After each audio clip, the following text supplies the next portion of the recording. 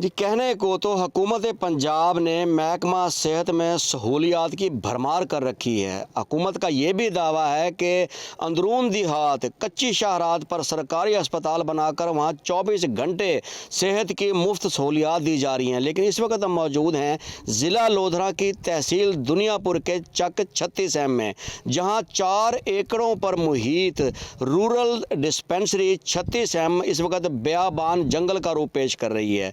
Gate पर ताले आप फुटेजेस में देख रहे होंगे। 4 एकड़ का जो प्लॉट है वो मट्टी धूल से हटा हुआ है। जो उसमें कवर्ड एरिया डिस्पेंसरी बनाई गई है उसमें बैठने को कुर्सी तक दस्तयाब नहीं। जुल्म यह है कि डिस्पेंसरी की सरकारी बिजली अदम अदायगी बिल की वजह से साल पहले कट चुकी है।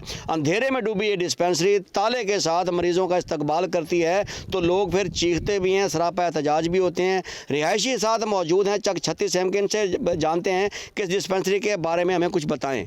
ये अस्पताल 10 साल से तकरीबन बनी हुई है। यहाँ पे कोई अमला नहीं है, कोई चौकीदार, सिर्फ चौकीदार यहाँ पे मौजूद होता है। कोई मेडिसिन नहीं मिलती यहाँ पे। सब लोग इधर प्राइवेट अस्पताल में धक्के खाते हैं, वहाँ पे पैसे लगा के लोग अपने जीना उनका महाल है। बस मजबूरी की वजह से यहाँ पे कोई नहीं आता, कोई पूछने वाला नहीं है, कोई MP MNA नहीं है। यहाँ पे वोट लेने के लिए आते हैं, उसके बाद कोई नहीं पूछता हमें। और इसके बाद ये है कि यहाँ पे अस्पताल में कोई मेडिसिन नहीं मौजूद, कोई फर्नीचर नहीं, दरवाजे टूट फूट का शिकार हैं। 10 साल हो गए हैं तकरीबन अस्पताल बनने को। कोई इधर डॉक्टर भी मौजूद नहीं है, MBBS कोई डॉक्टर नहीं आता।